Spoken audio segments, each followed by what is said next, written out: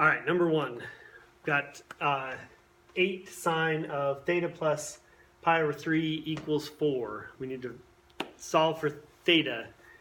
So remember, we're going to do this in 3 phases. First, we're going to get this piece, the sine, by itself. Then we're going to take the inverse sine to get rid of this trig function.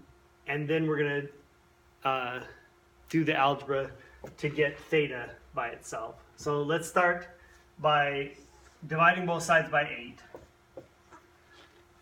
That will get rid of that 8 because these will divide to 1.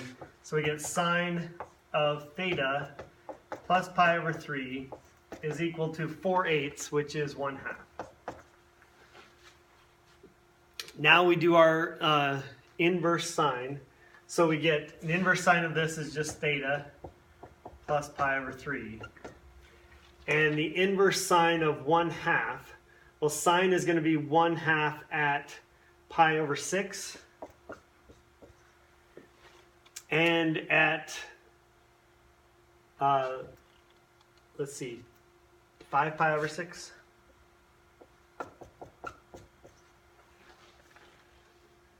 And then now we're going to subtract pi. To get theta by itself, we need to subtract pi over 3 from both sides. And we need to subtract it from each of these, because this is really 2 separate equations. Theta plus pi over 3 equals pi over 6. And theta plus pi over 3 equals 5 pi over 6. So we're going to subtract it from both.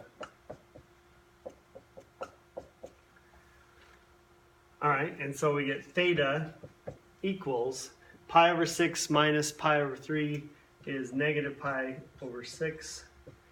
And 5 pi over 6 minus pi over 3, that's 2 pi over 6. So this will be 3 pi over 6, which is pi over 2.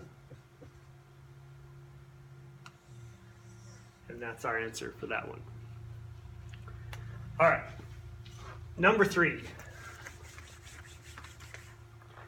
We have negative 3 cotangent of theta is equal to negative cotangent of theta times the cosecant of theta minus 5 cotangent of theta. All right, so the first thing we're going to do on these is set this equal to 0. These are a lot like solving quadratic equations. So let's set this equal to 0 by, let's subtract or add 3 cotangent of theta to both sides.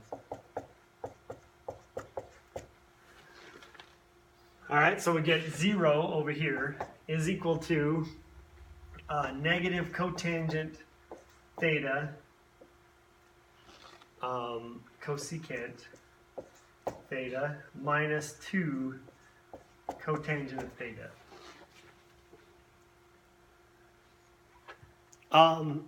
And now let's factor out a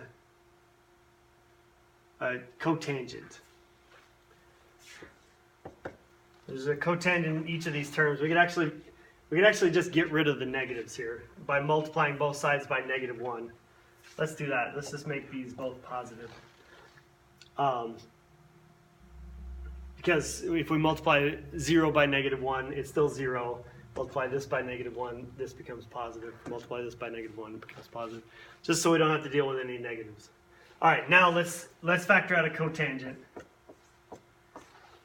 And what we're left with is cosecant plus 2. And now if these two things multiplied together, yeah, that's right, cosecant plus 2. If these two things multiplied together equal 0, then we know that either cotangent of theta equals 0 or cosecant of theta plus 2 equals 0. Either one of those is going to give us a 0. So let's set up both equal to 0. Cotangent of theta equals 0. Cosecant of theta is plus 2 is equal to 0. So we can subtract 2 from both sides here. We get cosecant theta equals -2. All right. Over on this side, cotangent equals 0. So cotangent is the cosine over the sine. So this is going to equal 0 everywhere that cosine is 0, which is at pi over 2 and 3 pi over 2. So theta equals pi over 2 and 3 pi over 2. And then down here for this one, cosecant is -2. Let's change this to something we're more familiar with.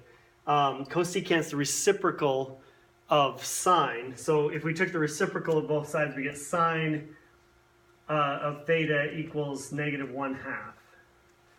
Just the reciprocal of cosecant is sine. Reciprocal of -2 is -1/2.